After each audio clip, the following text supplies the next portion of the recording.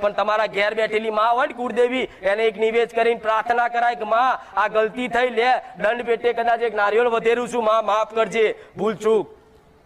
કદાચ એટલું કરો તો તમારી માં તમારા પક્ષમાં ઊભી થઈ જાય અને કહેશે કે દેવ દેવનો ન્યાય કરે અને માણસનો ન્યાય કરે